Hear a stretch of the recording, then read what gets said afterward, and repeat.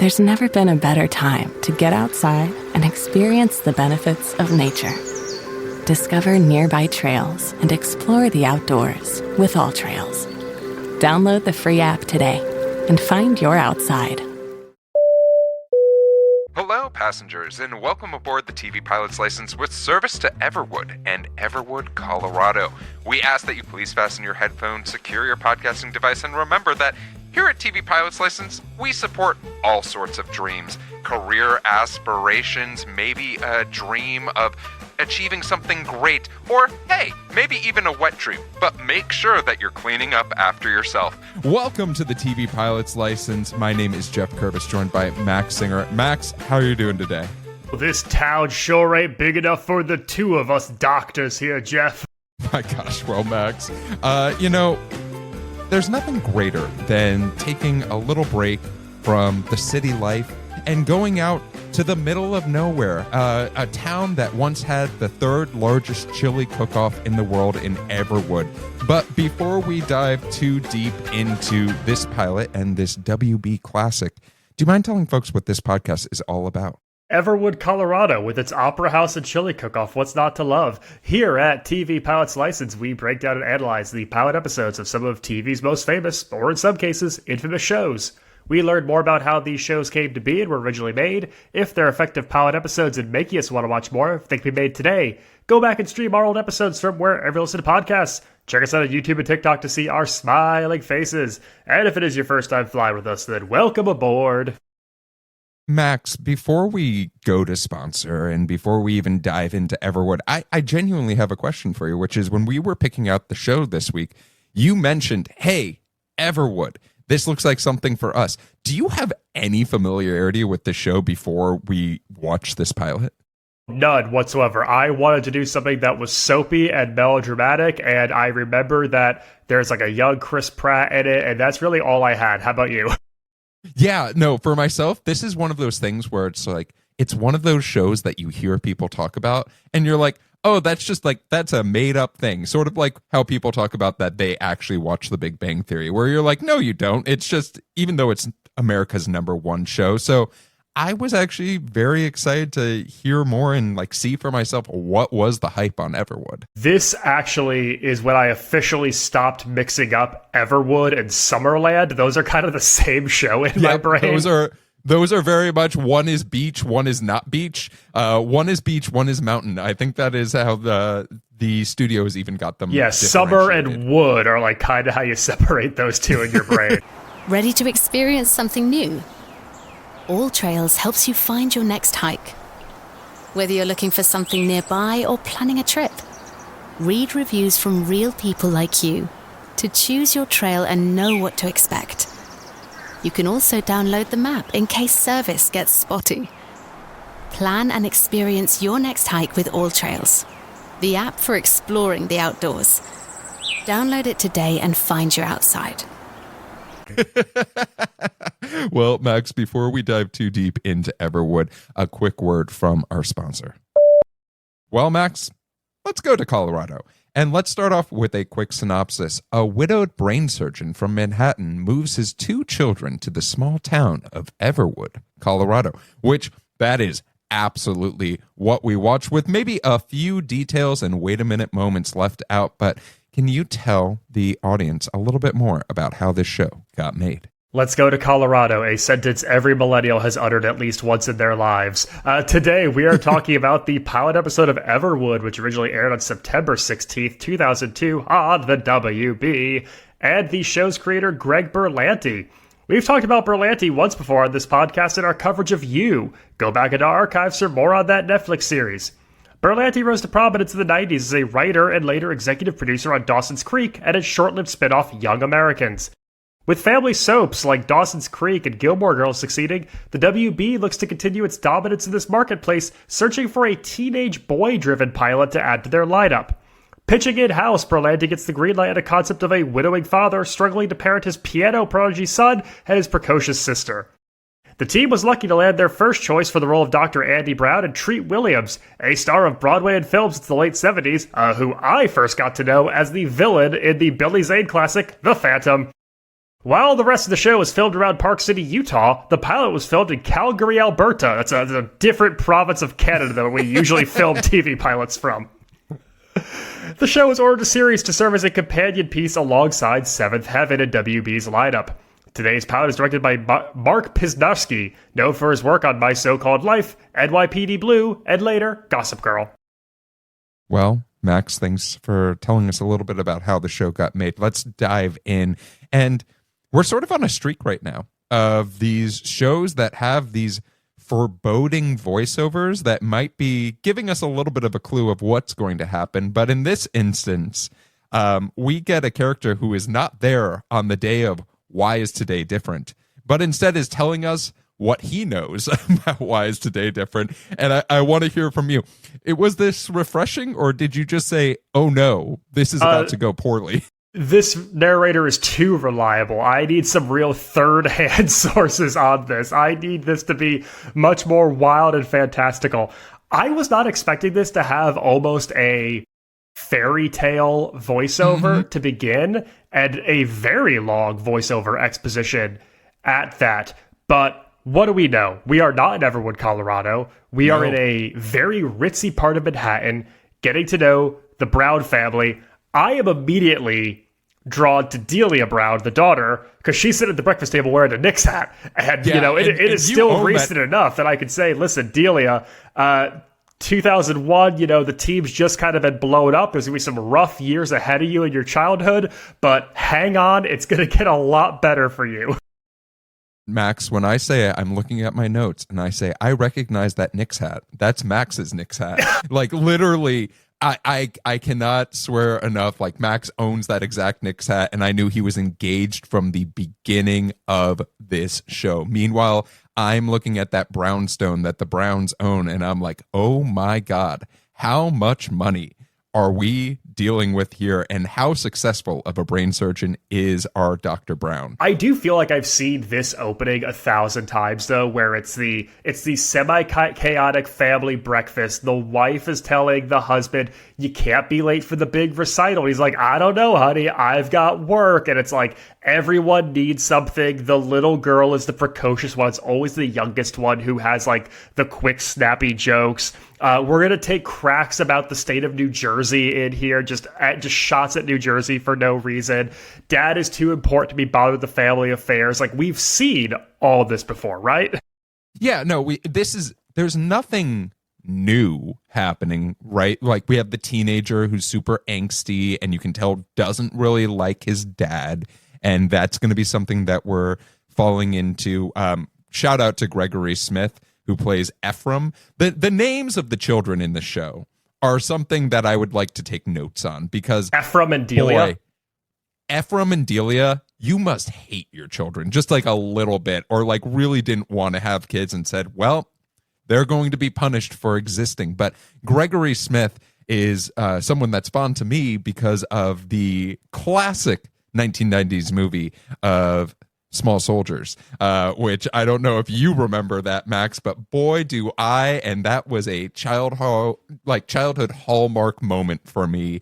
So seeing him be this, just the worst type of teenager, really just was like, all right, cool. Let's see what let's see what we're giving Greg as far as acting in this show. But it's not just angsty teens. It's not just the chaotic family moments. We get to see a little bit of not only the house and the show of, oh, there's wealth here, but see that Andrew Brown is a very good doctor. What did you think of getting that little bit of evidence and seeing how much of a workaholic Andrew was? I mean, it's very evident that he's good at his job, and if you weren't aware, people tell you a lot. They make it such a big deal about how good of a neurosurgeon Dr. Andrew Brown is. There's been multiple newspaper and magazine pieces written about him. When our inciting incident finally occurs, there's an entire piece on Dr. Andrew Brown in Time magazine. Like, there's a level of celebrity that I don't think we see too often with this. Basically, he's like Ben Carson gifted hands. Like, there's going to be a Lifetime original movie about Dr. Andy Brown by the time this series ends. Yeah, no, I was fully expecting, like, we get that, like, the image or the animation of like the whirling Time cover, and it's like Treat Williams on the cover of Time, and it says like the hands of God or something like that, based off of how they were talking about him. But Max, today is a little bit different. I sort of alluded to it in our synopsis, but you know, Dr. Andrew Brown, working late, missing the piano recital, finds out in the hall of an apartment building that's supposed to be a hospital that his wife has suffered in a tragic accident and is no longer with us. And this sort of brings us to Everwood mysteriously at this point in time. But is that a good enough why is today different from you, or are you a monster? Wife dying in a tragic crash. Yeah, that's enough of a why is today different. That's a pretty big inciting incident.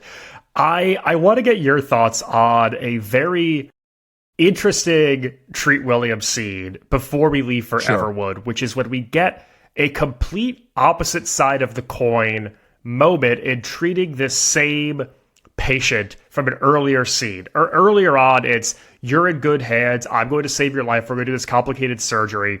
And we see him again with the same patient ready on surgery day, and he tells him, if you could be anywhere in the world right now, where would you be? A very important question that we're going to come back to time and time again throughout this pilot. And the man says, Hershey, Pennsylvania, which I chuckled at first. And it's this realization of, I cannot save you. All I can do is extend your life by 8 to 10 months, he says, but you'll be in immense pain and recovery, and you won't actually enjoy this final year of your life. Go to Hershey, don't get the surgery, a crazy thing for a medical professional to say, but like, go and live your life, be free, enjoy the time with loved ones while you have it. And we talk a lot in this podcast about like rounding out your character, seeing the other side of them. And I think it's fascinating how early on Dr. Brown flips, like how quick in this pilot he goes from being the like uptight, I work too late, I work too hard, into like, give to your family, spend time with your loved ones, none of this matters, like live life to the fullest. It's a fascinating switch, and I want to know what you thought about getting it so quickly into this pilot. Yeah,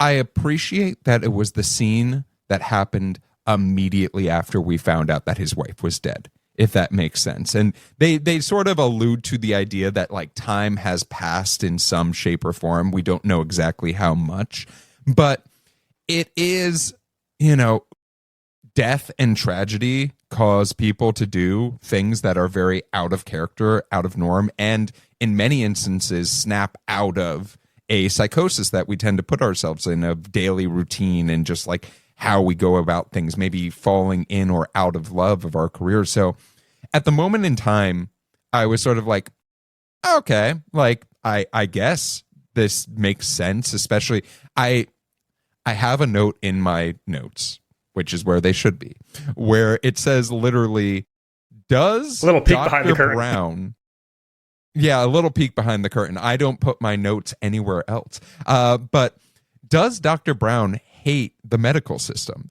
Because the way that he talks about it, at least in this instance, might be a small clue to us about something that is going to be revealed later in this show.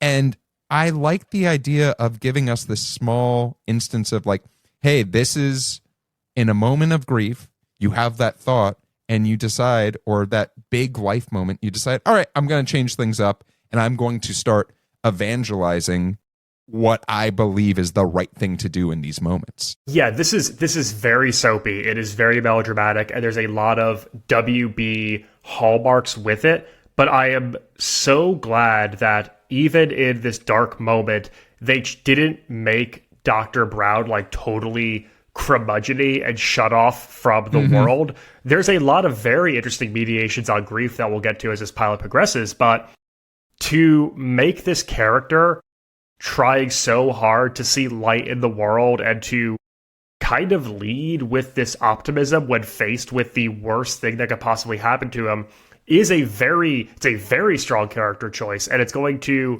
determine a lot of the things that Dr. Brown, Andy, does in this pilot. And I think it's just so much more interesting to watch than somebody who is trying to dig themselves out of the hole to just kind of skip ahead and see where they're at and allow them to be kind of this like shining beacon that represents the good in humanity, even if that does feel very TV. Yeah, it feels very TV, but I'm going to give the small accolade of it feels earned based off of how they write at this point in time. Because if they were really like almost, you mentioned Hallmark, I mentioned Hallmark, but if they were Hallmark movieing it up, right, with like the dialogue where you're just like, brother, what the fuck is happening right now? Like none of this was earned. I'd be like, I don't need this right now, but this as an approach to the initial stages of grief, as well as some of the other things that we're going to see Dr. Brown deal with, I was like, all right, interesting. But I want to take us to, we have the transition. We are told, hey, they are moving to Everwood, Colorado. We get all of the highlights, right? There's an opera house. There's a chili cook-off. There used to be a train. But Max, I have a bigger question that is on the back of my mind. And that is, we find out that Delia is no longer a fan of the Mets or maybe even the Yankees. I think she probably would have been a Yankees fan. But I have to ask you, in the current day, how long would it take you if you lived in Colorado to become a Rockies fan and give up on the Mets? Because I don't think it's going to be better. No, I mean, listen, I could very easily give up on the Jets. That's a no-brainer right there. But listen, Delia, you gotta hold on to that. Like, you've got to absolutely hold on to your morals here. It's going to be a rocky road, but trust me, hold on to the Mets. Hold on to it. Although I do love the Rockies colors. I love that hat. It's a great hat. I would probably get the hat. I would definitely get the hat. Yeah, the hat's great. The hat's great. But it's our first day of adjusting to life in Everwood. They've seemingly moved without any sort of debate. There's the promise of a horse, which I did really like that little, like, it's a democratic system and maybe the poke and jab at the idea of lobbyists in this instance. But we're seeing the first day of a new life. And I'm curious, what are your takeaways of this first day? Not only that we get to see through the eyes of Dr. Brown, but we get to see through his kids as well as they're adjusting. Yeah, Ephraim, if you think your dad tried to buy your sister off with the horse is bad, you're going to hate Citizens United in a few years. I really appreciate that we get everyone's first days. And I also just appreciate that the children are important in this. They are important to the story, and everyone's journey carries equal weight. Delia being nervous to get on the bus to go to school carries the same weight as the high schooler trying to fit in a much more rural crowd, which carries the same weight as the father trying to figure out the next steps in his life and career. And when you treat all of those things as serious and meaningful, you get good emotional depth out of it. I think that the children's plot lines are written very well. I think that they act very much like their ages. I never felt like there were 40-year-olds writing either of the children in this. And I was definitely interested in learning more about their stories. I think Delia and Mr. Irv, the bus driver, is a very fascinating... Our narrator. Who we learn is our narrator. A very, very fun, like, mentor-mentee kind of relationship in a way, one that I'm very excited to explore. Yeah, and then on the other side, we have to follow our angsty teen who I have a genuine question. Did you notice that his hair was dyed? Because it took me about like 2 minutes and the joke to be like, oh, I guess he shaded his hair a light color of purple in addition to the amount of brown that he did. We were all doing that in 2001, 2002. Who amongst us wasn't getting the hair gel that made your tips blue? It's not that weird for the time. All of these Colorado kids are acting shocked that he has any color in his hair. Every single one of them would have been doing that in real life. Yeah, I mean, there also is, this is a moment where I joked with you before we started recording and to take a peek behind the curtain. I mentioned I think this show had 2 to 3 different writing rooms because suddenly the show decided it wanted to be Gilmore Girls with this witty dialogue that and these walk-in talks that we get in this high school with not only Ephraim, but also we get Emily Van Camp showing up as Amy, who we will not disclose her last name quite yet, but this little scene where they're talking 40-year-old singles is it's so out of nowhere, but at the same time, it does establish, hey, here's the high school universe of this family drama that we're watching. Yeah, I think when you make Ephraim the city kid fish out of water, you have to find one person that you can pair him with. And I think Emily Van Camp she's very clever in her line deliveries. I think that she's very sharp for being such a young actress at this point. We also get one other famous face in our high school scenes, also of the Marvel universe, babyface Chris Pratt in the role of Bright, setting up for one of the best jokes in this pilot. Last name disclosed for now. What do we think of our 2 future Marvel Cinematic Universe leads in high school? What are our thoughts on both of them, Geoff? Yeah, I mean, I actually really enjoyed Emily Van Camp's performance as Amy. I thought it was a good, this is the, because in every single high school TV show you ever watch, every single high school movie you watch, there's the one kid who decides, I am going to welcome this new person in. It is a requirement because otherwise that'd be a very, very boring TV show if it was just one person angstily going around the halls of their high school. But on the other side of the coin with Chris Pratt, God bless him. I think that Chris Pratt might have been just relying on his own experiences in high school at this moment in time when he was performing the role, but they very much gave him just the position of brother who's quote unquote protective but also a dick at this moment. So there's not much, but I'm hoping to learn more about Bright. And I agree with you. The joke about Bright being his name and that being ironic was one of the better jokes in this show and one that made me guffaw. The other one that I skipped over was the neighbor's kid saying when being called you're not a plant, and he just says I'm a boy. I was like, you know what, that's great line delivery by a 5-year-old. So A+ to you, and you made your day rate for sure. But Max, it's not just about the children.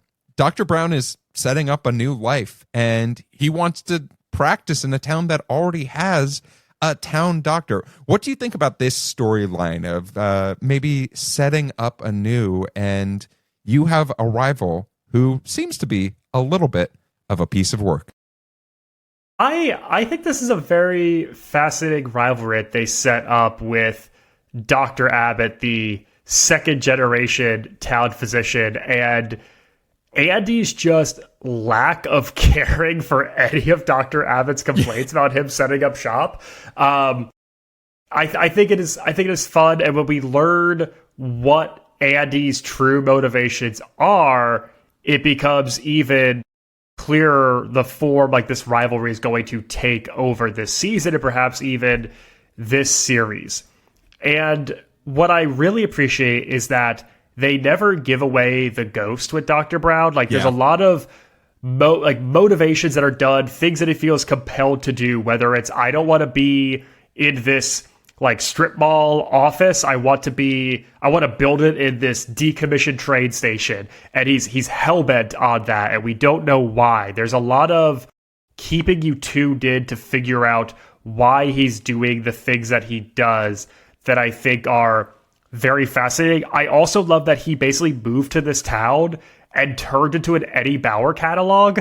His wardrobe is all of a sudden shearling jackets and vests and flannel plaid shirts and jeans and boots. He's got a beard after probably shaving every single day of his life for 20 plus years. I love how quickly he just cosplays Mountain Man and does it so well. This is absolutely an Eddie Bauer LL Bean catalog come to life.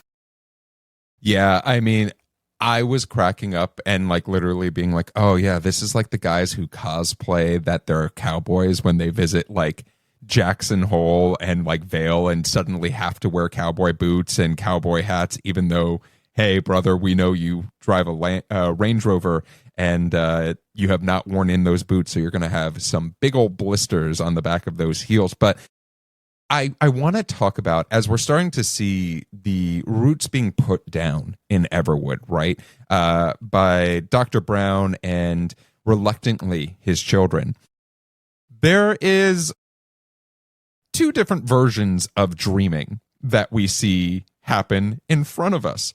And let's start off with the one that I think is on my mind the most, which is there's a wet dream joke in this show that revolves around manga, making out, and what's a good makeout song. And Max, did this feel really like a out of place, where the fuck did that come from to you as it did to me? Or did you like this attempt at humor and edginess on the WB? I started cracking up when I realized this was going to be a dream sequence, because at first my thought is, oh no, not a white kid explaining manga, like not this.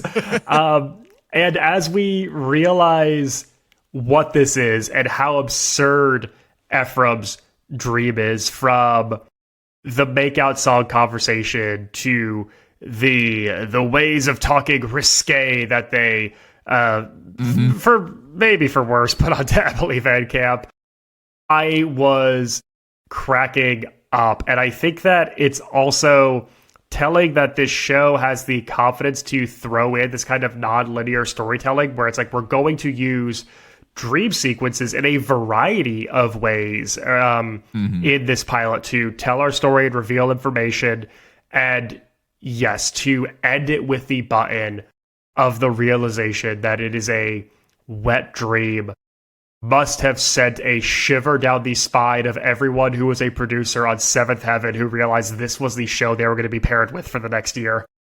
Seventh Heaven, which we still to this day I would argue is like a top 5 horniest show that we've ever done on this pilot. Like, yeah, this was something out of left field. But let's talk about the dreams of Dr. Brown, which are these almost interesting. I'm curious if you caught it, because at first we get this first dream sequence where we're set up to believe almost that it is a flashback in time of a conversation that happened in the past, maybe when they were back in New York with his wife. And then just to be told and see through the eyes of his child that, hey, he is just talking to no one right now. He's reliving these conversations in the current day. What do you think of this as a technique? And what do you think of this as maybe a plot point or a dramatic? When I said there's going to be some really interesting like mediations on grief, this is 100% what I was referring to. I love these sequences where Andy and his wife, Julia Brown, his deceased wife, have these recreations of conversations from the past, but with him and his present Everwood version. I think they're interesting ways to give the audience tidbits of information in a way that feels very honest and earned. I think that when we get our second major conversation and use it to reveal why Everwood, that's a fascinating way to get all of that exposition out of the way in a situation that feels very creative. And to cut to the children seeing it and knowing about it. This is not something in secret. This is not in his head. This is him dealing with grief out in the open, and the children not knowing how to react. To see a parent struggling in their own way too is a very tough thing, because you need them there for you, and to know that they're also going through hardship has to be tough for these two kids. I also would love to know your thoughts on Brenda Strong going from playing one dead woman immediately into Mary Alice on Desperate Housewives, where it's like, great, am I alive in this series? Sorry, Brenda. I've never seen this. Is like, you hear about actors and actresses complaining about being shoehorned into role types, and I feel like Brenda Strong is just, it's 2001. She's filming this pilot.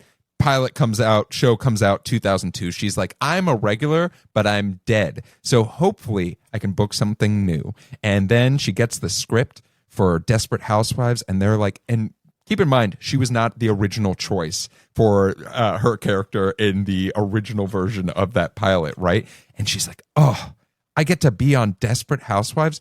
Do I get to not be dead? And it's like, nope, it is critical, dude, that you are so dead and you're narrating from your deathbed. Well, but if you're writing a TV drama in the 2000s and you need a dead wife, you pick up that phone and you call Brenda Strong's agent right away. Yeah, I mean, Brenda Strong, this is not me hating on you. I would love to have your career if I could have one, just being the dead spouse on multiple shows. It's a hilarious archetype to get boxed into, though, absolutely. Well, Max, I do want to bring us back to the medicine of it all in this show, because there are two major reveals in this show as to maybe why we're in Everwood, Colorado. And the first being, why set up a competing practice against Dr. Abbott, who appears to be a dick, just generally. But the idea of, hey, I'm starting a practice that I am not going to charge you a single dollar for any form of medical procedure or check-in or checkup. My doors are open to everyone and anyone. What do you think about this? Because this is sort of being, this is maybe the why of Everwood. What do you think, and what were your thoughts when you were watching? I think the altruism can also very easily be misconstrued as corny. Like, this is where we start to get into very WB soap family values territory. But I also think that to set up the rivalry with Dr. Abbott, it is an important way for Andy to distinguish himself. He is the all-American hunk, the celebrity neurosurgeon who is doing all of this work out of the kindness in his heart, versus the angry, scrawny, weaselly Dr. Abbott who seems to not care about his patients. He is comically bad with bedside manner against the people that frequent his practice. And it shows that whatever has drawn Andy to Everwood is truly so far from his Park Avenue life of New York City, that he is here to do good, to fulfill some sort of promise to his wife, to just make good in a community, not needing anything in return. And I think it sets up that the people he works with are going to be people that truly need him, and you're going to be able to basically constantly make Treat Williams be this all-American hero dad in this TV show as it goes on. Yeah, it is the patent pending on this term and copyright pending on this term, but the Jesus Christification of a character where you're like, oh, so this is the best guy, and he doesn't have everything figured out, but he's trying to help as much as he can in these instances. And while he might be a great doctor and might be doing something that is, as you mentioned, very altruistic, there is the other side of the situation, which is his kids don't have it figured out. And we find out that one of his kids, Ephraim specifically, not only gets in a fight, but gets in a fight with the children of Dr. Brown's biggest rival, Dr. Abbott. Did you like this reveal? Did you need it in the pilot? Yes and yes. I think that it is important to tie this together. I think that you need to have a heightened sense of stakes to it. I appreciate that every single character we meet gets tied into everyone else's life. There is no one in our ensemble who is not connected to everyone else in 3 different degrees, and that is funny. It is silly, it is campy, it is soapy, but I love how intertwined the entire ensemble within this community is. What about you? Yeah, I mean, if it's supposed to be this small town, right, that's we're informed later it's about like 4-hour drive to Denver, sort of thing. So we're in the middle of the Rocky Mountains, where like there are not many roads. There's not even a train, right? That we are promptly informed there is no train anymore. Otherwise, it's very important that there's no train. We need you to be so aware that there is not a train in this town.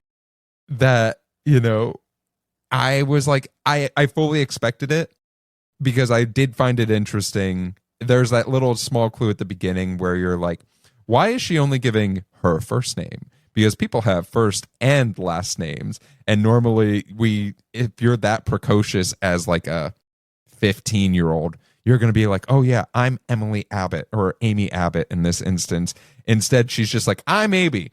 No last name. Like she's Prince or Seal or Rihanna. And I'm like, that last name's going to come in handy pretty soon. And I like that, but I do like the reason that she didn't reveal anything is we get the ulterior motive of trying to befriend Ephraim, which is, hey, this girl we learn has a boyfriend who has been in a coma, and she's hoping that Dr. Brown, this world-class neurosurgeon that she seems to know everything about, is willing to help out her boyfriend who is comatose. And here is the moment where it got a little too soapy for me.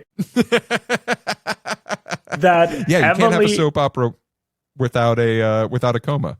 That this high school girl reads Time magazine to start, learns that this world-renowned neurosurgeon is going to be moving to her small town of 900 people, instantly knows who his son is.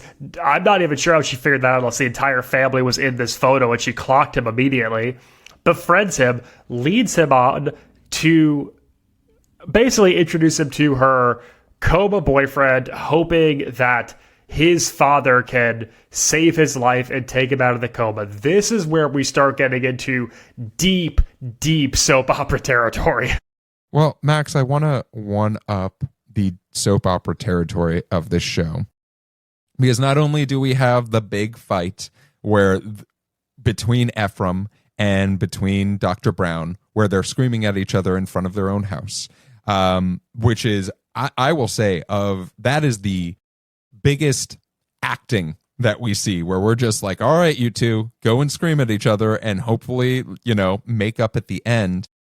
But we also get the reveal of why Everwood, Colorado, with another one of these dream sequences. And I want to hear from you. What did you think of this moment? Was it extremely soapy for you? Or do you think it was necessary to get the reveal in episode 1? I think it's important in episode 1. We need to know why we're here. We've been teasing so many questions, like so many strings that are leading to places, that I do think that in your pilot you need to establish why Everwood. You need to really ground that and make it clear. And I think that these two sequences with Treat Williams are both really, really well done. I really love his acting, sitting on the couch, getting the reveal of what Everwood means to his wife, this town that she stopped in once on a train in a snowstorm, and she fell in love with it. She called it her heaven on earth. The idea of him basically going to heaven to find his wife is the most WB statement I'll make today. But I do think it gives meaning and given circumstances to why Andy does what he does. And I also really love the sequence before, the all is lost blowout with his son in the driveway. And what I especially love is that it so effortlessly sequences for Treat Williams from the way he says, like, oh, like, you think my beard is bad, into the escalation of it, into like, well, I wish I died too. Mm-hmm. And it just so effortlessly and gradually builds up that I was like, oh, like, you're really good at this. Like, you're really good at this TV melodrama. And I never felt like he was over the top. I never felt like any behavior is unwarranted. It just was such a slow build that by the time we got to that gut punch of a line, like, you realize the ride you've gone on. And then to come down with that catharsis of him sitting with his deceased wife, it's like, okay, like, there's there's emotional stakes. You are not just Mr. Happy-go-lucky. You have not just pushed forward for some reasons that are unbeknownst to us. Like, you are struggling. You are suffering. You are grieving. And there's going to be a lot that we're going to get to watch Andy process throughout this show as well. Yeah. I will say about the argument that we get to see and the big choice acting, I think it's one of my favorite arguments I've seen on television because it seemed the most realistic. Because arguing is not logical most of the time, especially between a parent and a child. It is extremely emotional, and you are just trying to take the biggest hit that you can, especially when you're a parent and you've reached the end of the line, right? And I sort of watched that on screen, and I've been like, oh, I've seen those arguments. I've participated in those arguments, right? And like that was a moment where I was like, all right, we got some form of accuracy here, but then this conversation with your wife, this one-time conversation that left such an imprint on you that you changed during your grieving, decided to change your children's life, change your entire life just because of one conversation, is something that I'm going to be honest. The first time I saw it, I literally was like, what the fuck? Like, what the fuck are we doing here? Like, you're telling me one conversation had that big of an impact? But as I've sat with this show, I've been like, you know what? When you're grieving, you do drastic things. You make drastic choices for your life. And this one makes sense to me based off of one single conversation. And we're going to actually talk about that a little bit because we got an in-flight question about it. But any thoughts there? There's a little part of me, though, that believes that at some point in the show, Treat Williams is going to come riding into town conducting a locomotive. Like, I brought the train back, Julia. I brought the train back for you. Oh, I thought you were going to go Music Man and he's going to be wearing the full band lead uniform and 76 trombones. But, Max, we do get the end of this pilot. We get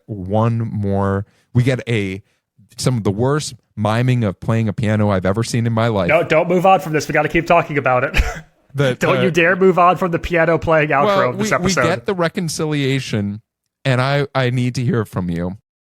Gregory Smith is supposed to be a piano prodigy in this show as Ephraim. What do you think of his miming of the piano? Because I literally was just like, you didn't need to show it. You could have just showed him from the shoulders up. Why did you frame the camera there is my only question. Why did you position the camera in a way that's going to show him from his side profile with his hands in that middle third? Why would you put your camera there to watch him basically marionette puppet piano keys? All you had to do was show him from higher up. All you had to do was frame him from behind and then dub in the piano. Out of all the places you could have put your camera, why did you pick that angle? Yeah, they specifically chose, for those who are into camera angles, they chose a cowboy shot, which is that's wild to do if someone's not actually going to play the piano. And his hands didn't match up with anything that he was doing as a piano player myself, that I was just like, we didn't need to set this boy up for this fall, because if he's going to play piano at any point in the rest of the series, I really hope they make some better choices as to how to film it. But it is the pilot. We're learning here. Greg Berlanti, you're looking at this shot and being like, we can never do that again, most likely. Yeah, there's when you have a set of data, you have an outlier that's so off, you just have to toss it before you evaluate everything else. That's how I feel about the piano playing in this pilot, where it's I just need to take it and I need to throw it out because I cannot let it influence the rest of my thoughts on whether or not I would want to watch more of this show. It's just, bad. It's that low. It has to go. But I am curious, since we have talked extensively about the piano, we get the narration one last time. We get the narration from Irv, the bus driver, about, hey, this is one of the days, but it is setting up the idea that there's more to follow that Irv specifically got to participate in. And do you like that as an ending? Did you need that narration? Was it a nice, palate cleanser after seeing some terrible piano mimicry? It does kind of make me wonder how this entire series ends, that Irv feels like he has to tell this story. Like, is there tragedy that's going to befall all of the Browns? Is there a happy ending? Did something occur to Everwood that they had to save? Was the train brought back? I don't know, but either the greatest story that's ever been told is going to unfurl in this show's seasons, or something so horrible is going to happen that Irv feels the need to recount it.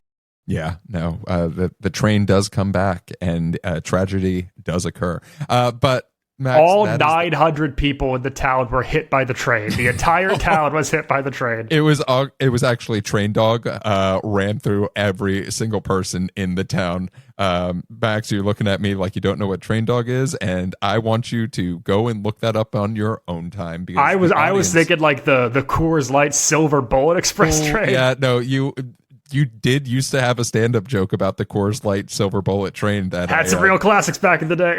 Yeah, you had some great ones. But Max, that is our pilot. But I want to hear a little bit about things that you loved about the show. Were there any things that you'd like to give a little bit more shine to based off of this pilot? Yeah, I need to give a redemption to the director of photography, because there is one camera sequence that I love in this pilot, and that is much earlier on when the wife has died and we're in the home in New York still, and we have a single locked cam that is slowly zooming in, slowly, and the room that we're focused on keeps changing, but the camera stays locked, and we just see these kind of silhouettes and semi-distant shots of people processing grief in their own way, from pacing, lying on beds, sitting down, and the frame we see stays still. The rooms keep changing in and out.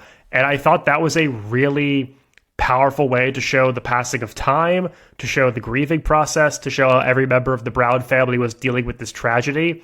And the DP did so well with that shot that I am almost willing to forgive the piano playing sequence at the end of this pilot. Yeah, for myself, I want to give a couple of shout outs. I really loved Deborah Mooney's performance as Edna Harper in this show, as this, nurse who turns out to be the mother of our dear Dr. Harold Abbott. And then also Stephanie Nisnik as Nina Feeney, the next door neighbor, because I thought it was such an interesting choice to introduce this female character and then very quickly say, hey, this is not a love interest. This is a neighbor. Don't do that. Don't pair these two people up. Don't pair this grieving man with this woman. This is truly just going to be platonic. And they had a very nice scene together about the idea of being so in love with your partner, that it was a nice moment in this pilot that I was very, very fond of. What about wait a minute moments, Max? What about things that cause you pause in this pilot? You got to have one, so I need to hear about it. I mean, if anything, it's that there are so many like hallmarky tropes rolled into one. It's not just the I'm going to tell you a story about Dr. Andy Brown and his relationship to this small mountain town in Colorado. It's not just I'm going to have dream sequences. It's not just we've got the dead wife who communicates with the husband. It's like, it's all of it.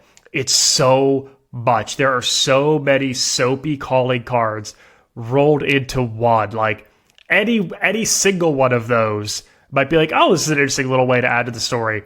But there are so many of them. There is just a plethora of storytelling tropes that we see from these melodramas, and they hit you with every single one of them in Everwood. For a split second, I almost called it Deadwood. I've referred to the show as Summerland, Deadwood, and Everwood. I'm having a hard time.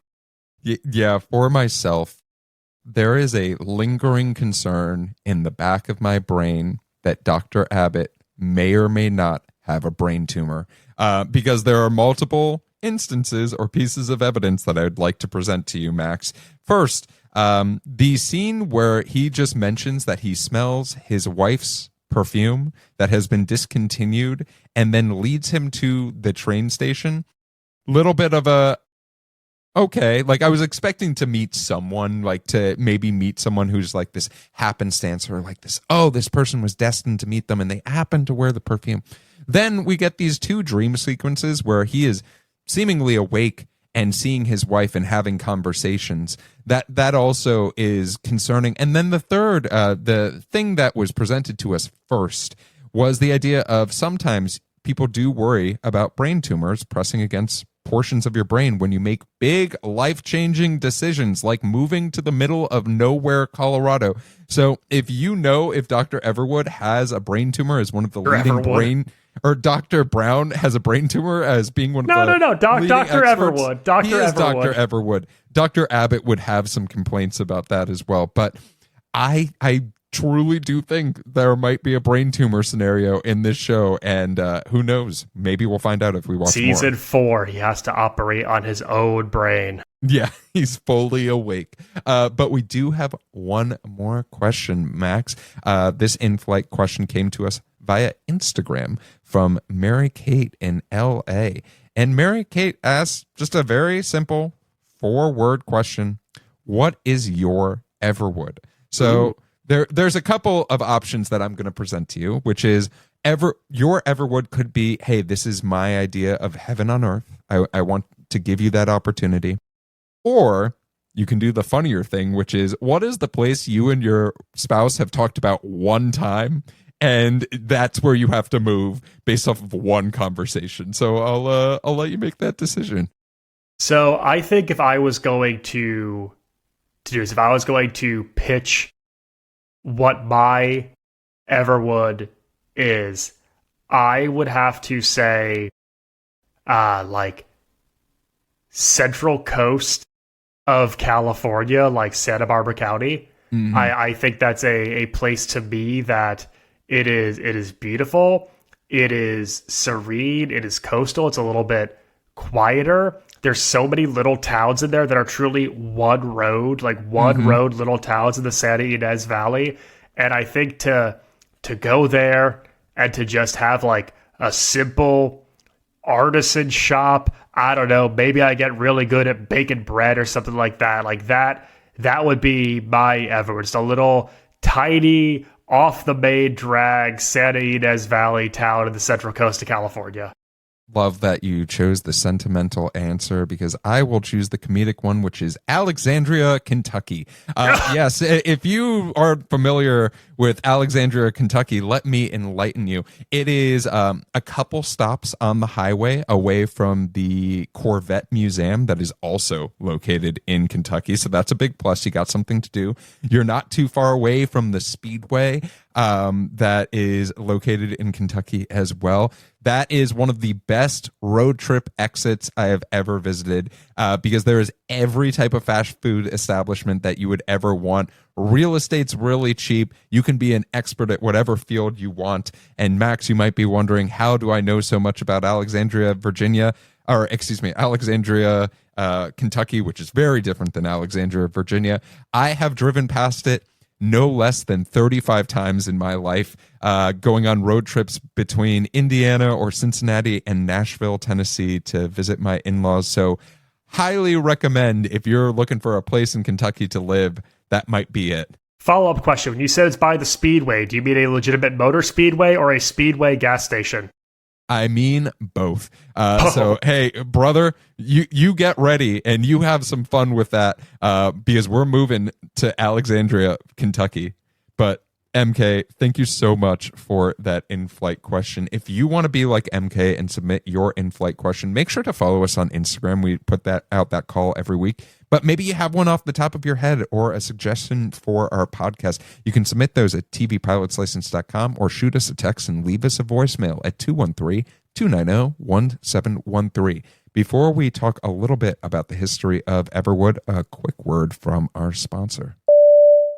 We all belong outside. We're drawn to nature, whether it's the recorded sounds of the ocean we doze off to, or the succulents that adorn our homes. Nature makes all of our lives, well, better. Despite all this, we often go about our busy lives removed from it. But the outdoors is closer than we realize. With All Trails, you can discover trails nearby and explore confidently. With offline maps and on-trail navigation, download the free app today and make the most of your summer with All Trails. Well, Max, let's wrap this up and talk a little bit about the history of this show. This show had 4 seasons and 89 episodes, but the show was subsequently canceled in 2006 during the merger of WB and UPN because the CW network, as they were consolidating programming, was deciding what shows should they keep and kill. And they looked at that family drama category, and this is from a quote from a Variety article, and said that, hey, we've chosen to retain Seventh Heaven over Everwood as our returning family drama because the executives felt that that series skewed towards a younger audience as opposed to Everwood demographics wise, which I found pretty interesting myself. Let's talk a little bit about ratings that might have influenced that decision as well. This show started on Mondays at 9 o'clock Eastern, 8 o'clock Central, and was the number 124 ranked program out of all TV, which for cable, not too surprising to hear that. But it was the number 3 out of all of the original TV shows that were on WB, which pretty good for an opening series. And then the show got all the way up. It also averaged about 4.8 million viewers. Show peaked at number 109, but by the 4th season, the show got the fun experience of having 4 different time slots. They moved it from Monday to Thursday for some reason, and then they switched it back and forth on Mondays between like, no, it's going to start at 8. No, it's going to start at 9. And then one time it started at 7, which I was just like, what are the decision and the choices that we're making here? But the show dropped off to about 3.6 million viewers by its final season. Yep, you can find this on DVD. I bet there are some people out there that have the DVDs, but if you want to watch this show on streaming, it is on Amazon Prime. Let's talk a little bit about nominations and awards. This show had 38 nominations and 3 wins, but I want to talk about the nominations because this show had 2 Primetime Emmy noms, including one for a guest appearance by James Earl Jones. What episode number is that? I would like to watch. This show also has 2 Satellite noms, a few SAG noms, a Critics Association nom, and 14 Teen Choice Award nominations, but we're in the mountains, baby. There's no surfing and no awards here. But Max, that is the history of this show. And our flight is starting to come to a land. So I have 2 questions for you. And the first is based off of the pilot and the pilot alone. Are you going to take another visit to Everwood? Are you going to watch more of this show? And the second question is, we don't really talk about family dramas too much on this podcast, but they like sort of exist. Do you think something like Everwood should be more prominently on the air, whether that's streaming or primetime networks? Or, hey, maybe this is a show and a concept of the past that we should leave there. I'm feeling snacky and I need a little treat Williams, that is, and I will definitely watch more of Everwood for his performance alone. Dr. Andy Brown, I think, is one of the best TV dads we've covered in a pilot on this show. I love the performance that he gives. It is nuanced, it is deep, it is emotional, it is grounded, and for him and him alone, I would want to watch a second episode.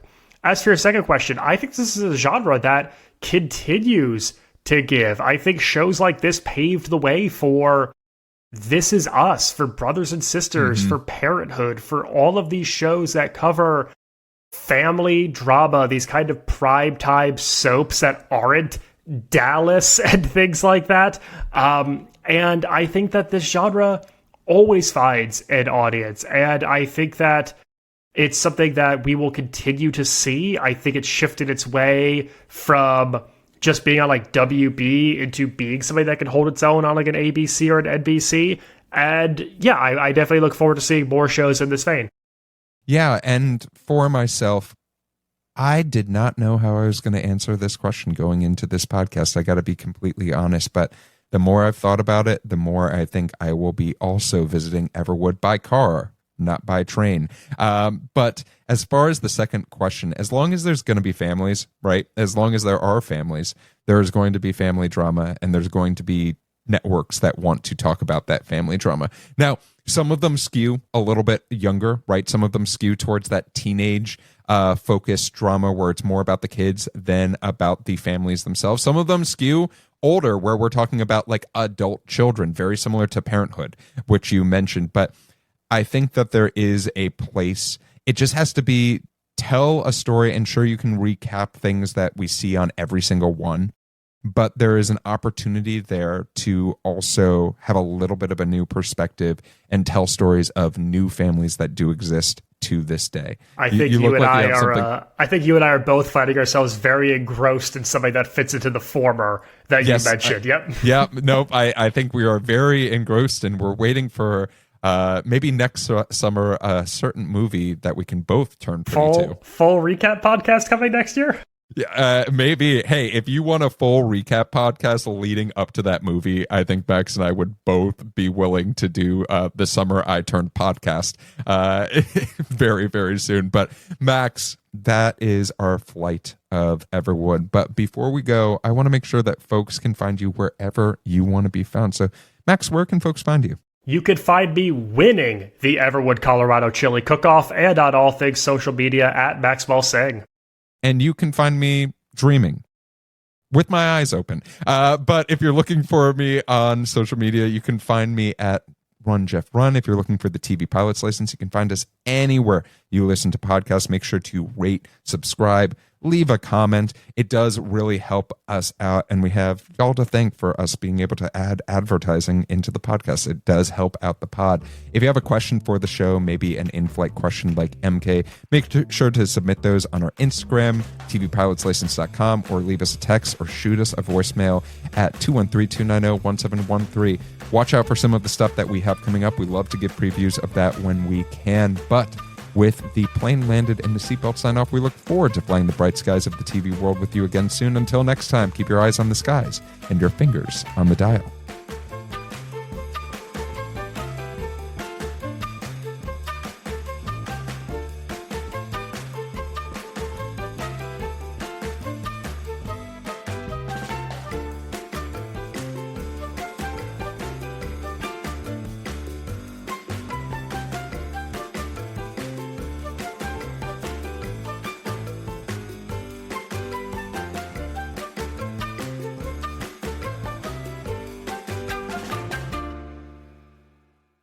There's never been a better time to get outside and experience the benefits of nature.